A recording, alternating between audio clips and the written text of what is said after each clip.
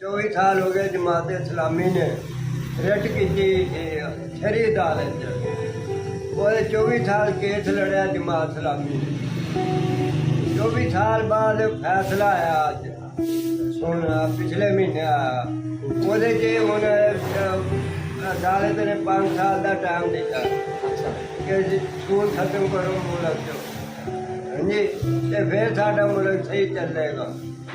अज जी शबाज शरीफ नवाज शरीफ ने किया शरी अदालत इस्लामी नजरियाती कौंसल ने फैसला दिता तो शबाज शरीफ नवाज शरीफ चला गया अदालत सुप्रीम कोर्ट सुप्रीम कोर्ट ने फिर कहते नहीं जी हाथ सूद ही चलेगा फिर सूद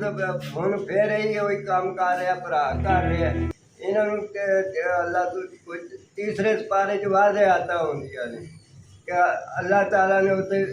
दूसरे रुकू च कि अल्लाह ताला ने सूद हराम किया कि जड़ा सूद लेंदा दिंदा मेरे नाल जंग करदा हुण अंदाजा करो तुसीं साडा कि है मुसलमान साडा मुल्क सारा कोई सूद ते चले फिर बरकत कितों लाते हो। शबाज शरीफ कल गया तो तकरीर की ना उन्हें उत्थे दरिया ते तो कहंदा जी असीं IMF गुलाम कल मैं सुन रहा IMF के गुलाम है फिर मुल्क च सूद खत्म कर दो क्यों नहीं करते ये भी तो दारा मुल्क का हाँ जी क्यों नहीं करते अल्लाह ताला ने वादे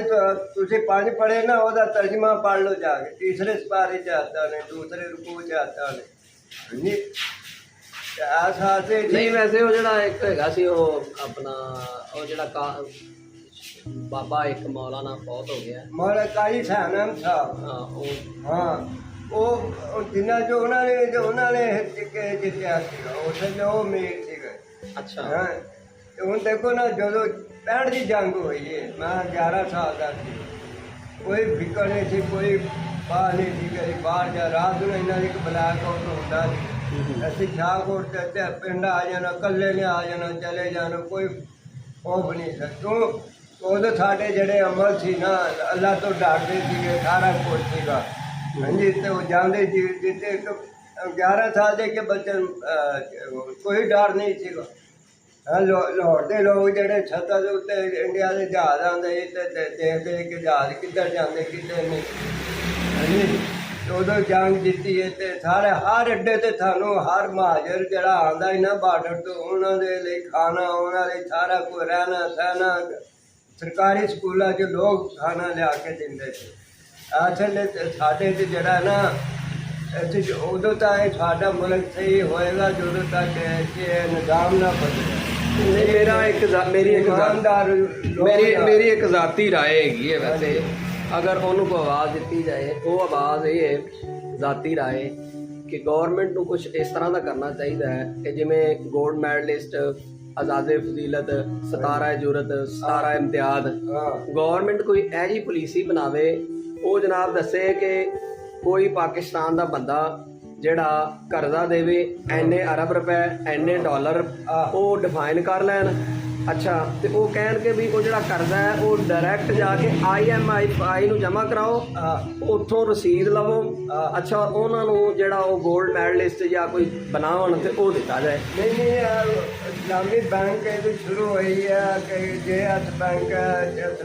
मतलब मियां मंशा मैं कल पढ़े मैं पढ़िया नहीं आर्टिकल तर्जमाल कुरान कई बैंक जड़े इस्लामी बैंक शुरू हुई कोई हूँ एडा कोई नहीं थोड़ा जहा अद्धा रह गया सिलसिला अद्धा होना पूरा कर ले तो सूद साढ़े तो खत्म हो गया जी असल में करना भी नहीं चाहते ना मसला ना जी अपन नीयत खराब नहीं ना जी असं आप नहीं चलना चाहते सारे वहाँ कोर्ट सानू उधर भी दसिया अपने कुरान वो जुमा पढ़ाता हो वोट ना दईए असी फिर साडा कसूर है तो हुक्मराना का कसूर नहीं। जदों भी वेखो जमात इस्लामी के सब तो बड़े जलसे भी होंगे ने लोग जाते भी ने लेकिन होंदा की कि वोट नहीं देंदे कदे भी नहीं 168 हल्के इलेक्शन लड़िया जी